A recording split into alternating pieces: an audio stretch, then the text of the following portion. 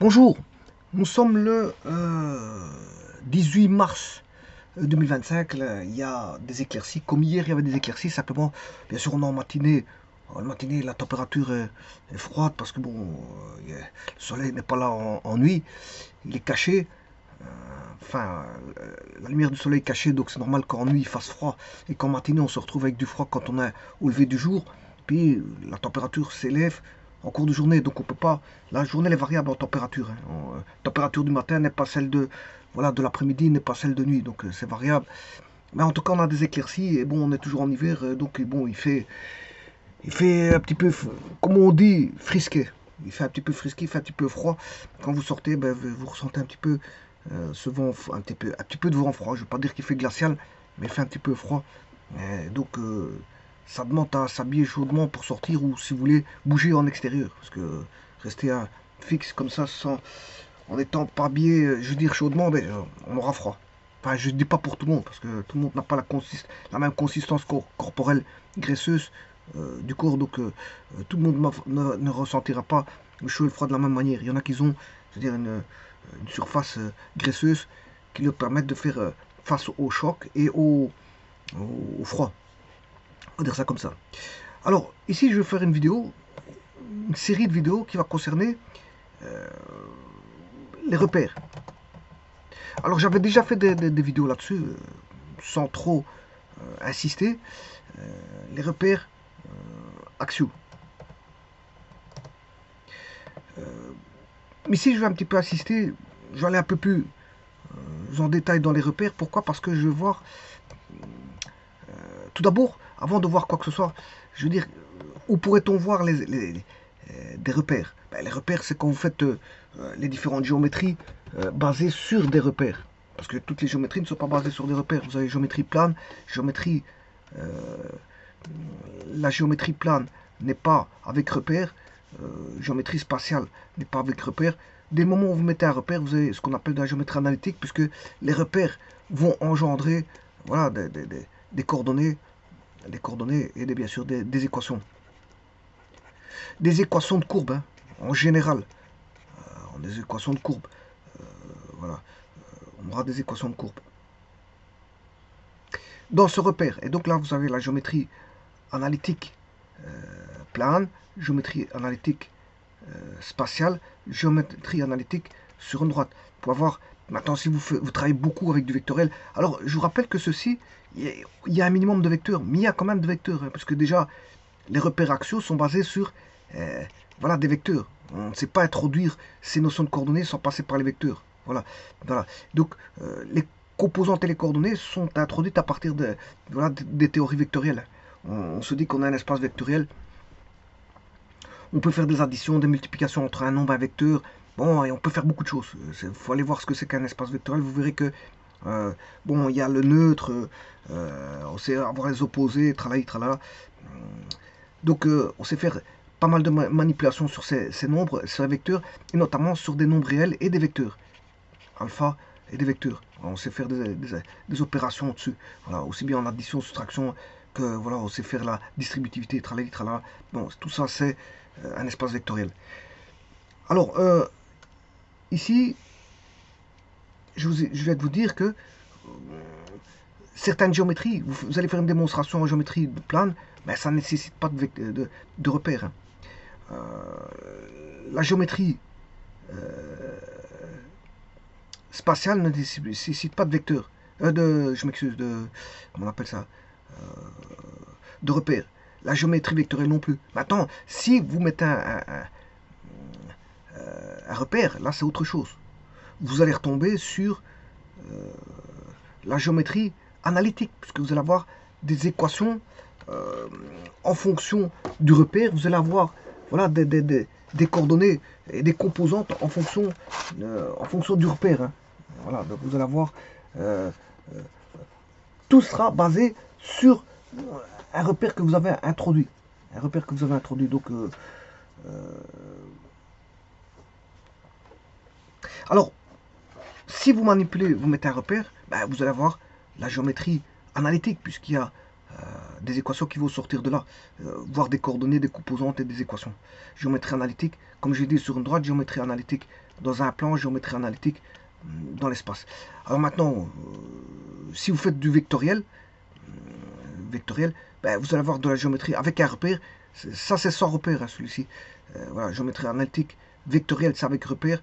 On peut travailler sur une droite, géométrie analytique avec repère, avec repère, géométrie analytique vectorielle dans un plan, géométrie analytique vectorielle dans l'espace. Alors, j'attire votre attention.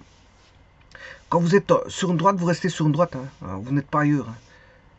Voilà, ça c'est la première chose à voir. Ici, on reste dans R, hein, avec des valeurs de R. C'est une bijection des points de valeur. C'est une bijection de valeur de R vers des points du plan. Voilà, c'est une bijection. Alors, c'est-à-dire que à toute valeur réelle, on a un point. À toute valeur réelle, on a un point. Bien sûr, après avoir fixé justement une base, qui est un vecteur. Une origine, qu'est-ce que c'est qu'une base? C'est juste une origine prise ici sur la droite, parce que je fais de la 1D. Si vous faites la 1D, vous êtes sur une droite. C'est une base que j'appelle I, voire E1. Mais ici, je ne vais pas mettre un indice, parce que généralement, l'indice, c'est quand vous en avez au moins deux. C'est-à-dire E1, E2, voire 3, E1, E2, E3. Et là, on voit tout de suite qu'on est dans l'espace en 3 dimensions. Ici, on est dans l'espace à 2 dimensions. Ici, il n'y a pas besoin de mettre d'indice, donc vous mettez directement I. Voilà. Alors maintenant, ici, E1, E2 peut s'appeler IJ. Par contre, dans l'espace, c'est I. Il peut s'appeler IJK. Ça, c'est vous qui voyez comment vous donnez l'appellation des bases. Alors, la base, qu'est-ce que c'est? Ça engendre... c'est une partie libre et génératrice, on va dire ça, une base. Ça, c'est dans les structures algébriques qu'on voit ça. Mais disons qu'ici, elles vont, en gros, vous mettez une origine, voilà, elle va engendrer tous les nombres possibles, imaginables, par exemple, dans ce cas-ci, c'est la droite, parce que je suis dans R. Voilà, ici, je suis sur une droite. R, c'est sur une droite. La gap, c'est dans R carré, et ça, c'est dans R cube. Là, on est de nouveau dans R carré, dans R cube. Donc, quand ça nécessite des bases, vous devez mettre, voilà, I, si vous êtes sur une droite. Alors, si vous voulez deux unités, ben, c'est 2 fois I. Alors, comment ça va aller, ça? Justement, c'est ça, là, qu'est-ce qu'on appelle coordonnées. Ici, il n'y aura qu'une abscisse sur l'axe X. Supposons que je prenne une abscisse, voilà, sur une droite. Voilà.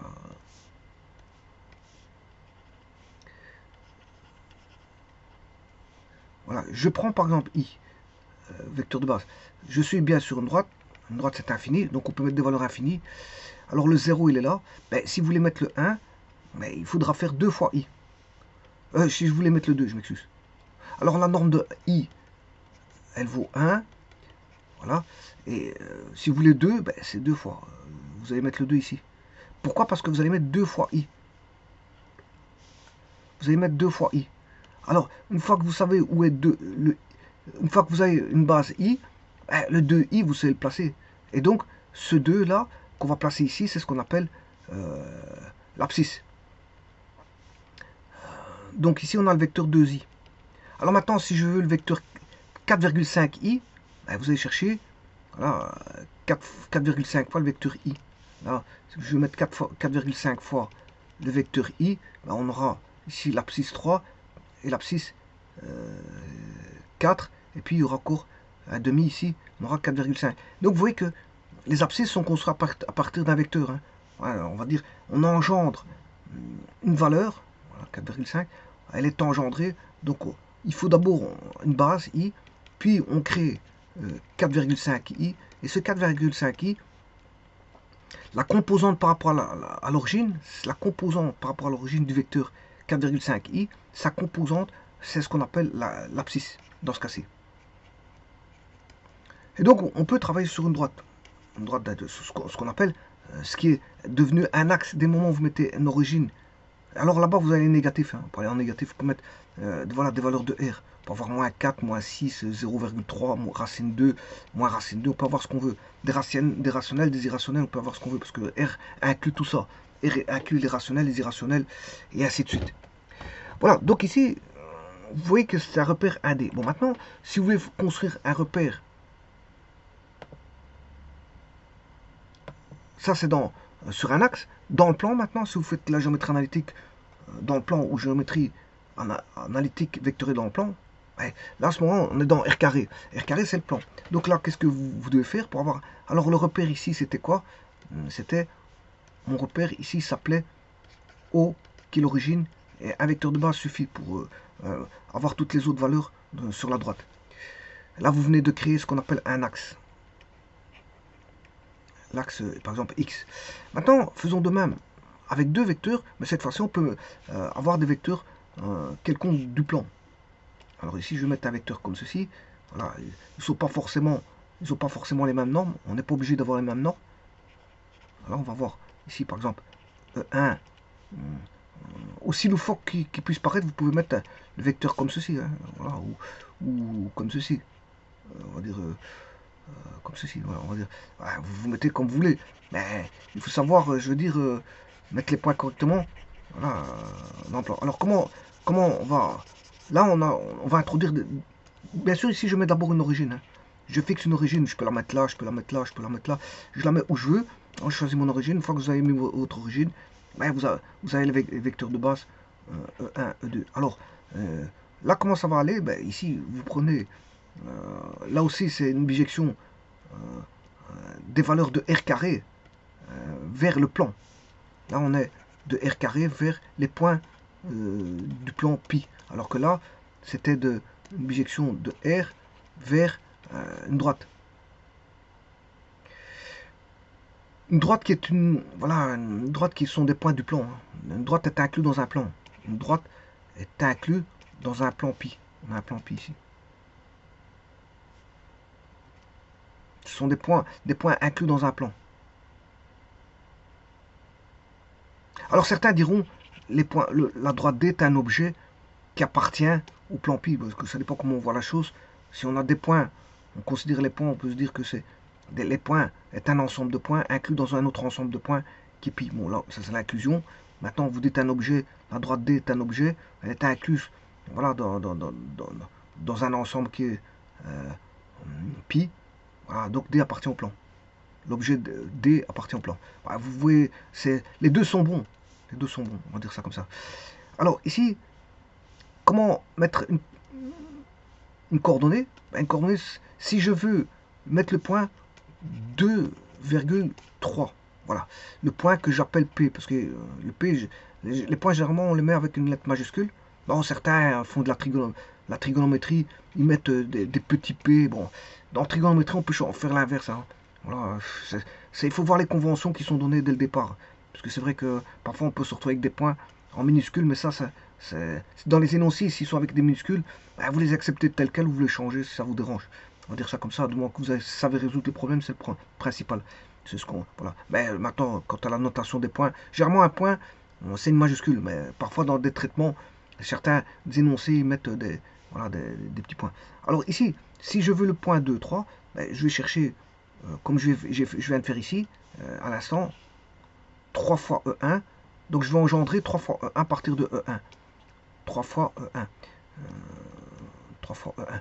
3 fois E1 va donner 1, 2, 3. Voilà, donc là on a le 1, le 2, le 3. Je rappelle que la norme de 1 vaut 1.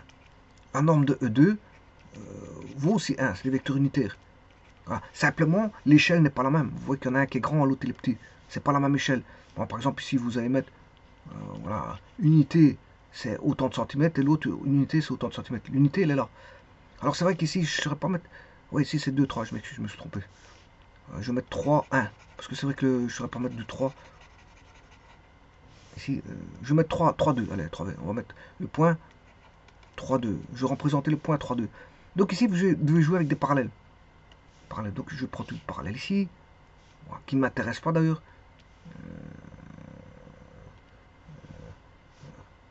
Celle-ci, cette parallèle ne m'intéresse pas. Ici, je vais rechercher une parallèle. De nouveau, elle ne m'intéresse pas. Et je vais rechercher une parallèle. Et c'est celle-ci qui va me donner le 3. De l'autre côté, je fais la même chose. Je vais chercher une parallèle. Alors ça, bien sûr, vous avez compris que c'est l'axe des X. Hein.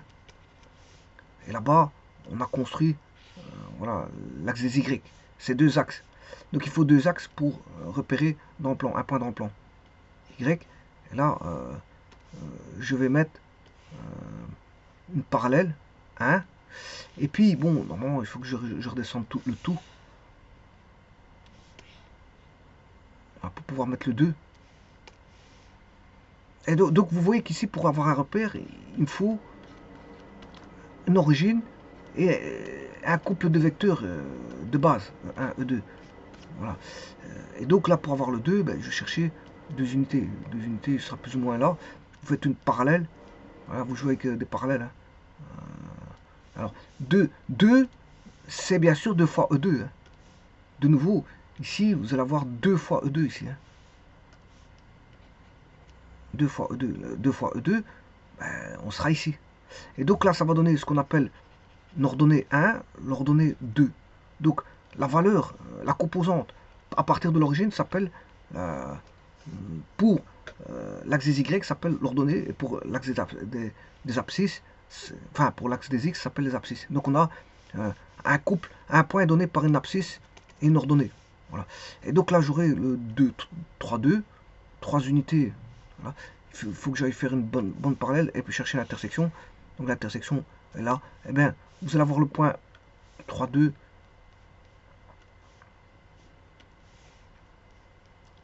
Ici. Bon, je triche un petit peu pour avoir un point d'intersection, parce que c'est vrai que le point d'intersection, je ne l'ai pas. Voilà. Et donc là, vous avez le point P. Le point P qui est l'intersection là-bas, ici. Le point P qui est 3, 2. Voilà, donc ici, on a besoin d'une abscisse et d'une ordonnée pour repérer un point. Et donc, quand vous repérez des points, on peut mettre un ensemble de points. Alors, un ensemble de points qui font une séquence de points qui est successive les uns à côté des autres, mais vraiment de manière minime, c'est ce qu'on appelle une courbe. Donc, on peut décrire une courbe par ces équations, par exemple paramétriques. On va exprimer x en fonction d'un paramètre, bien sûr il faut préciser le domaine de variation. Par exemple, h de t et y est une fonction de g de t, avec bien sûr t qui appartient voilà, à un domaine.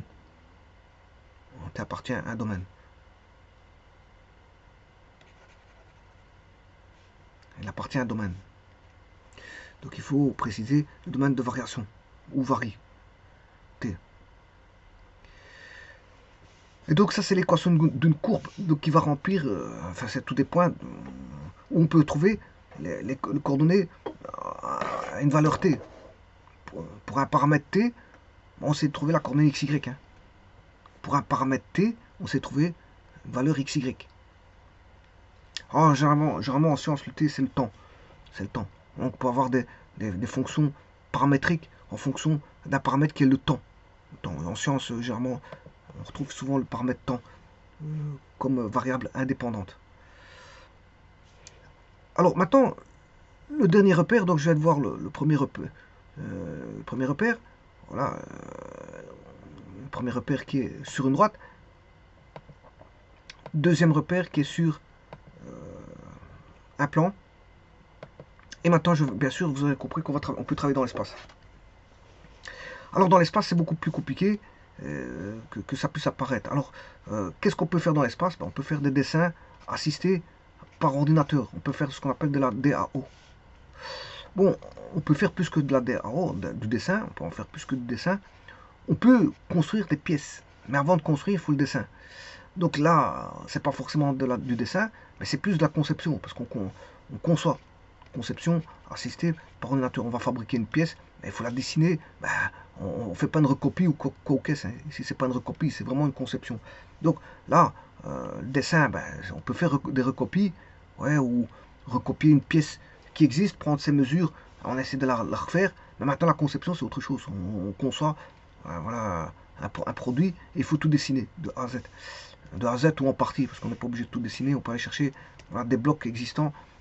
C'est pas parce que vous avez mis des blocs existants que ça ne reste pas de la conception assistée par ordinateur. Voilà. Du moment que vous concevez, il y a eu du changement, c'est la conception. On va dire ça comme ça.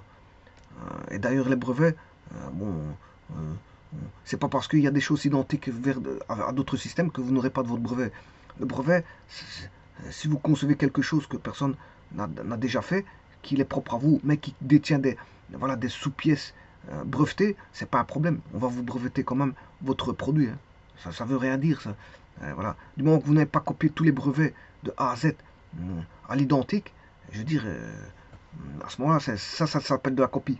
Ça s'appelle de la copie. Maintenant, si vous avez fait des petites copies, et puis à côté de ça, vous modifiez certaines choses. D'ailleurs, c'est pour ça qu'il existe les différentes marques de voitures. Hein, parce que le moteur à combustion, il était inventé, je veux dire, par une seule personne, mais tout le monde a pu, je veux dire, prendre, en modifiant quelques petites choses, voilà, reprendre le système voilà, de moteur à combustion. Hein. Alors on n'a pas dit, oui, bon, vous pouvez pas construire un moteur à combustion, c'est interdit parce que, je veux dire, c'est pas à vous. On n'a pas dit ça. On en a laissé Renault construire les moteurs à combustion.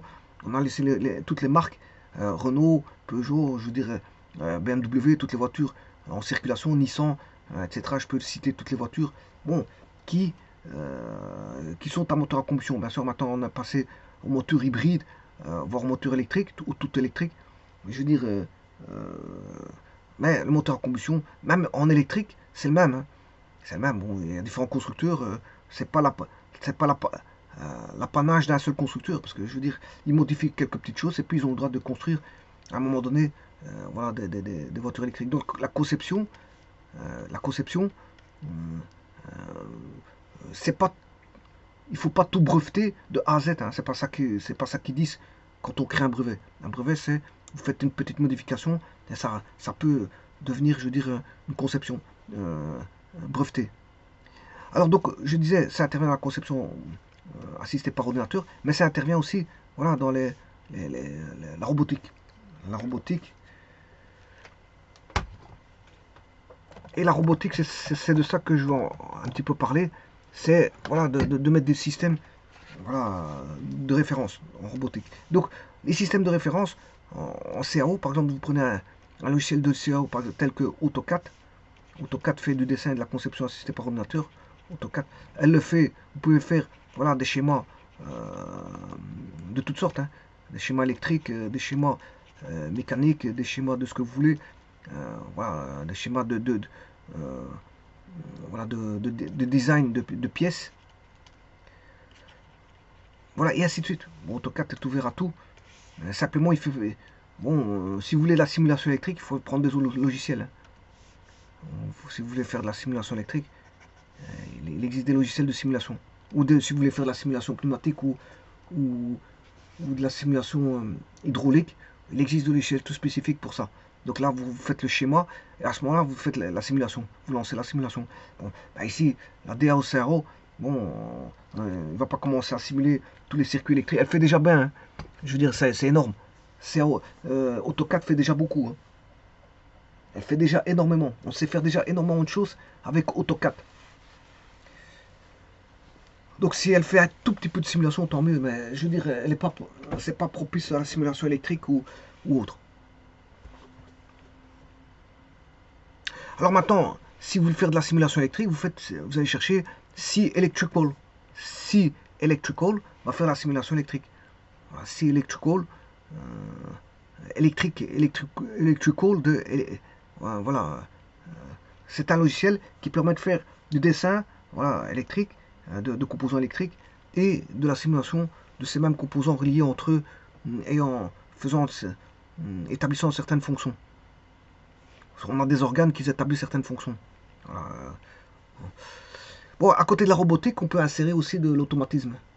Donc, la robotique n'est pas toujours tout seul. Il y a des guidages par, je veux dire, automatisme, par ordinateur, etc. Donc, on a des ordinateurs derrière. Donc, on peut avoir un lien avec l'automatisme. Et qui dit automatisme, bien sûr, dit pouvoir introduire de la régulation, voilà, et des logiques. Voilà, logique. Alors par exemple la logique floue, principe par logique floue, au niveau de la robotique. Alors ceci étant dit, voilà, la robotique ici nécessite, voilà, des axes, et notamment AutoCAD. Alors le problème c'est que il est en 3D, on n'est plus comme en 1D, en 2D. On n'est pas comme en 1D. 1D c'est facile, mais la 3D, vous pouvez mettre des repères comme vous voulez. Et voilà, le 1 est peut-être ici, le 2 il est là, le 3 il est là. Ouais, je peux mettre des repères, voilà, E2. Voilà, on ne s'y retrouve plus, je vous le dis tout de suite, hein. Dans ces cas-là, si vous mettez n'importe quoi comme repère, on s'y retrouve plus. Donc là, à ce moment-là, ça demande une certaine forme de standardisation. Alors je rappelle aussi qu'on s'y retrouve plus pour plusieurs raisons. Je rappelle qu'AutoCAD est un logiciel qui peut faire de la... Voilà, vous pouvez travailler sur une droite, dans le plan, ou dans la 3D. Mais la 3D, ça n'existe pas. La 3D, ça n'existe pas au niveau de l'ordinateur, parce que c'est de la fausse 3D. On a calculé tous les éléments, hein, on a mis des systèmes d'axes d'une telle façon pour percevoir la 3D. On a mis un système d'axes pour faire percevoir la 3D. L'axe, il est mis d'une certaine orientation. Voilà, un écran, c'est 2D, hein, c'est plan. Donc, on a introduit la 3D dans la 2D. Donc, si vous commencez à mettre des repères qui représentent tout n'importe quoi dans une fausse 3D qui est voilà, dans de la 2D, hein, en fait c'est de la 2D, vous mettez de la fausse 3D dans de la 2D, si vous mettez des repères n'importe comment, vous allez plus vous y retrouver, hein, je vous le dis tout de suite. C'est pour ça que là, à ce moment-là, en plus de ça, la robotique, elle va pas commencer, c'est pas un jeu. La robotique, c'est pas un jeu. La robotique, c'est de la conception pour arriver à faire manipuler, voilà, un robot. Manipuler, c'est prendre, comme la main, l'appréhension. Je vous rappelle que la main, il a fallu des millions d'années pour que les êtres humains, enfin certains animaux aient une main, parce qu'ils avaient des pattes. Voilà, ça a été basé sur un million d'années.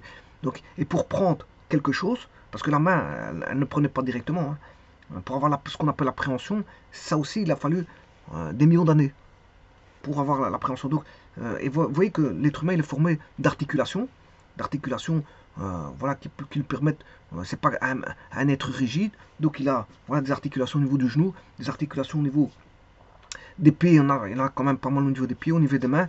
Alors il y a tout ce système osseux des mains, avec les doigts, voilà, on a les carpiens, métacarpiens, etc., etc. On peut avoir, voilà, les tarses, métatarses, etc. Bon, il y a toute une panoplie d'os qui peuvent être bougés. Les doigts peuvent être bougés. Voilà, le poignet peut être bougé, le coude peut être bougé, l'épaule peut être bougée, parce qu'il y a des articulations. C'est un système. Le système osseux est un système articulé. Il est articulé. On peut tourner faire une rotation de la tête.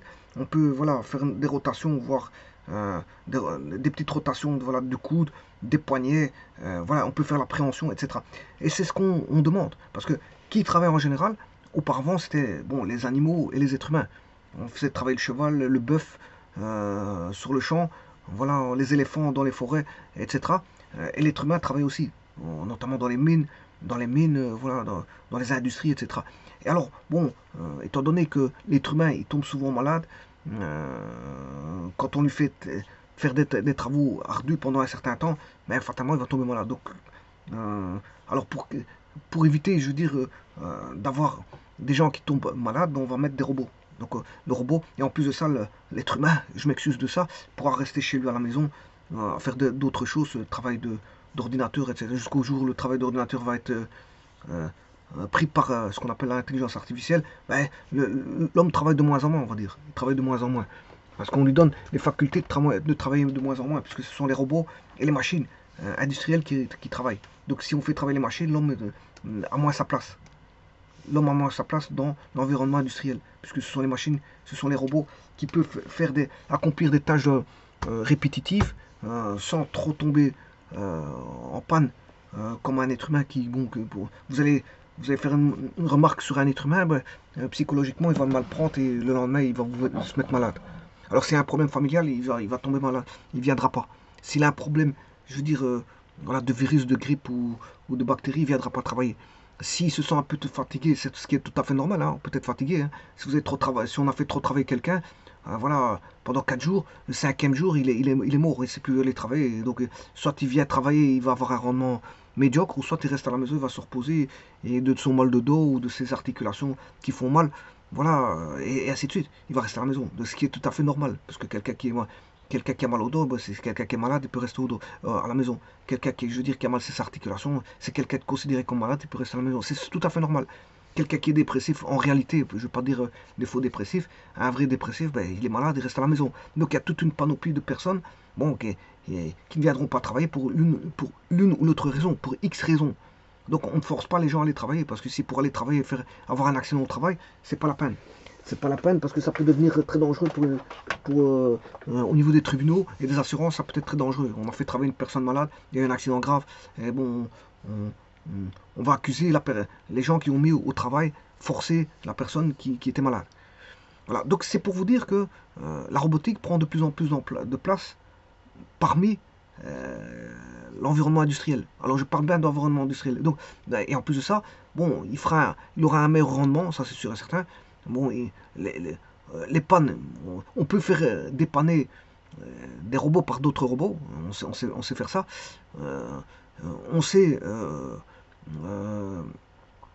voilà, faire travailler les robots en 24 sur 24. 24 sur 24, pour autant qu'il n'y a pas de problème électrique. Bon, tant qu'il n'y a pas de problème, on peut les faire travailler. Et donc, vous voyez que, voilà, en plus de ça, ils sont plus robustes, rigides, sont massiques. Enfin, massiques, ils peuvent prendre des charges. Ils sont robustes dans le sens, ils peuvent prendre des charges très lourdes. Contrairement à l'être humain, bon, s'ils prennent une charge sur l'autre, ils peuvent se faire mal au dos. Voilà, et ainsi de suite. Et ainsi de suite. Alors il travaille vite. Voilà, la rotation, on peut mettre une certaine vitesse de rotation quand voilà, il tourne, et ainsi de suite. Donc c'est pour vous dire que le robot prend la place de l'être humain, et donc pourquoi on va mettre des robots, c'est justement pour ça. C'est parce qu'en fait... alors maintenant, on va travailler avec des robots, avec ils vont avoir on va dire des mouvements 3D, translation. Ce qu'on peut avoir, c'est des translations, des rotations. Voilà. Donc, je veux dire par là qu'il ne faudra pas prendre n'importe quoi comme repère. On ne va pas commencer à faire des changements de repère. Des moments où vous changez, des moments où il change une articulation, au niveau d'une articulation, un mouvement, on ne va pas changer de repère tout azimut. On va garder les mêmes repères. Dans le sens qu'on va faire une standardisation des repères. Tous les repères seront de type, voilà, au IJK. Comme ceci. Donc c'est des repères standards. C'est-à-dire que si je prends un vecteur I, je fais tourner le I vers le J avec un tire-bouchon. Je tourne avec un tire-bouchon ici, c'est la règle du tire-bouchon. Il y a le petit bonhomme d'ampère, mais ça c'est plus en électricité. Bon, ben ici, en mécanique, c'est plus le mécanicien, c'est plus le tire-bouchon. Si vous tournez de I vers J, ben, c'est le K va aller vers le haut. Et ça, c'est un repère qu'on retrouve. Bien sûr, il y a un repère orthonormé. Voilà, orthonormé, il est ortho-perpendiculaire suivant I et J, suivant I et K, suivant J et K. Voilà. Et il est normé parce que ici, ils ont les mêmes normes. C'est pas qu'on a l'un qui fait comme ceci et l'autre tout petit et l'autre il fait comme ça. Bon, ils font pas n'importe quoi, c'est ça que je veux dire.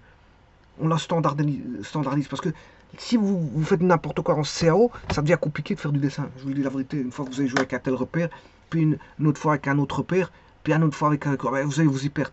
Je vous dis tout de suite. En plus, il faut bien voir la chose, il faut retourner pour bien voir. On ne voit pas bien. Mais je veux dire, ça devient du lourd. Ça devient lourd. Donc, on ne fait jamais ça parce que c'est jouer et faire n'importe quoi. Or, quand vous travaillez, c'est pas du jeu. Le travail, on vous demande quelque chose de sérieux. On vous demande du rendement, de faire les choses plus ou moins rapidement. Parce que c'est vrai que pour les patrons, il faut toujours tout pour hier. Bon, ce qui est impossible, bien sûr. Mais ici, qu'est-ce qu'il faut faire? Il faut mettre il faut mettre un repère 3D. Et donc, on va manipuler un repère 3D standard. Ce qu'on appelle un repère orthonormé direct. Voilà, un repère orthonormé direct. Voilà. Et donc, moi, ce que je vais voir ici, je vais voir différentes vidéos parce que, bon, je peux vous le dire, hein, ça se voit pas en une fois. Hein. Je peux pas traiter tous les repères en une fois. Il me faudrait, ça prendrait une journée. Les gens ne suivraient pas les vidéos parce que ils seraient dégoûtés de voir une vidéo d'une journée. Donc, le but c'est de pas voir en une journée, je veux dire, toutes ces vidéos. Enfin, une vidéo qui va durer une journée. Donc, je vais décortiquer bien sûr les vidéos, et introduire. Ici, c'est une introduction. Voilà, c'est une introduction qui va introduire, si vous voulez, un petit peu de robotique qui sont les robots manipulateurs. Parce que, bon, manipuler, parce que justement, manipuler, c'est prendre, c'est tourner, c'est se retourner, c'est remonter une charge. Voilà, c'est faire des mouvements comme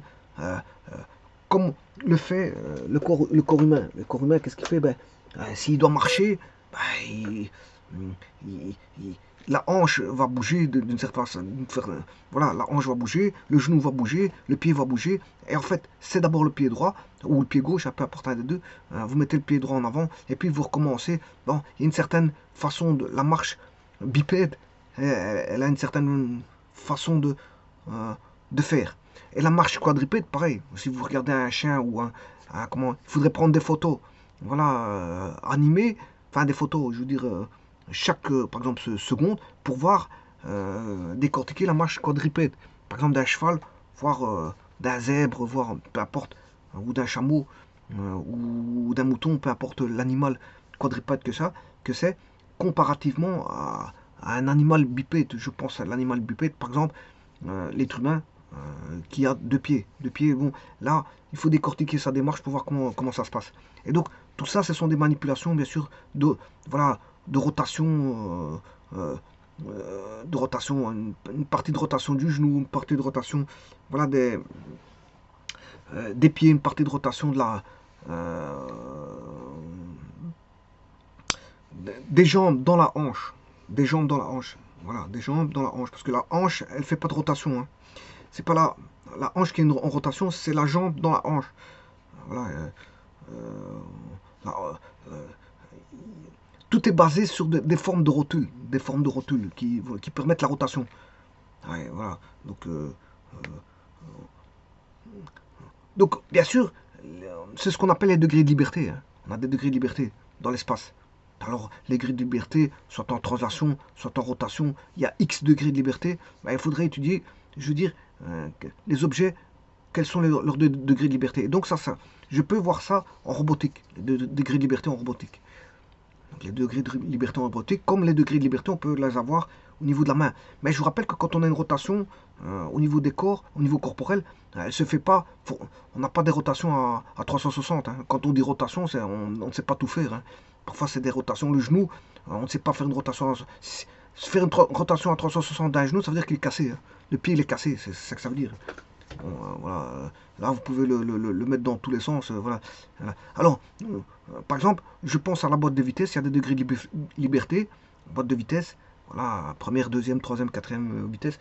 Je parle en boîte de vitesse manuelle parce qu'en automatique, c'est en impulsion électronique, c'est un 2 3.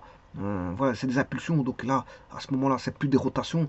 On fait pas des mouvements de translation vers le haut, vers le bas, et puis de nouveau une translation vers la droite, puis une translation vers le haut, vers le bas, et puis retranslation. C'est pas des mouvements de translation. En, en, en, en boîte de vitesse, on va dire impulsionnelle, ou voir en boîte de vitesse impulsionnelle, c'est électronique, hein, c'est par impulsion. Euh, alors, il y a les boîtes de vitesse aussi automatiques. Là aussi, c'est en translation, voilà. Euh, Bon, avant, on avait des boîtes de vitesse qui étaient au niveau du volant. Ça, c'est les anciennes voitures.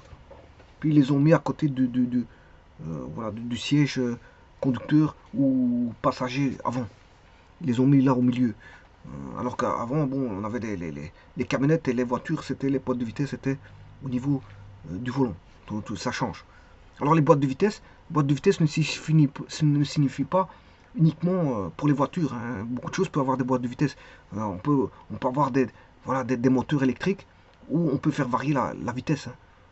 Voilà, la vitesse, la variation de vitesse, elle est recherchée dans beaucoup d'endroits, notamment au niveau industriel. Si vous avez des machines, on peut faire varier la vitesse d'une certaine façon, de manière électrique ou de façon mécanique. Voilà, la vitesse, on peut la faire varier par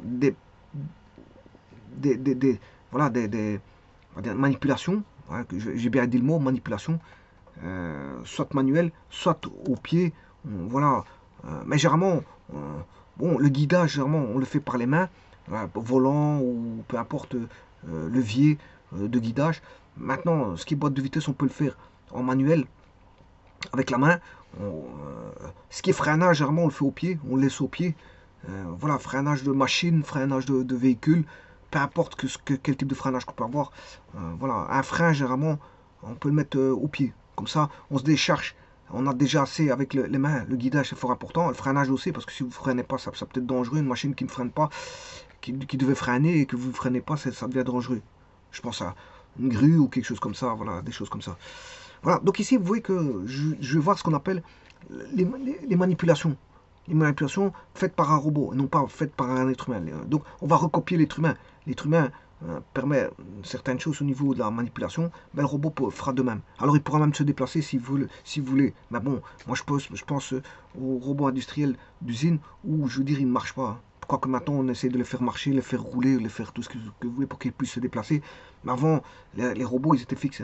Il y a les robots fixes et les robots qui bougent. Le robot bougeant qui bouge, ça prend encore plus d'ampleur au niveau de mettre des gens, je veux dire, hors travail. Je vous le dis tout de suite, parce qu'il permet encore d'autres activités et il peut se déplacer. Donc le déplacement, je rappelle que dans une usine, voire dans voilà, les travaux en général, le déplacement c'est fort important. Un carreleur, quand il carle, bon, la plupart du temps, il se déplace.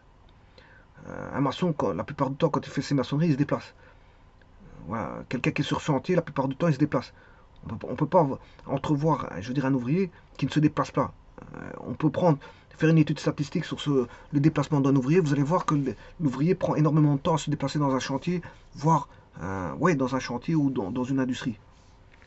C'est comme ça. Bon, la part de déplacement est très importante.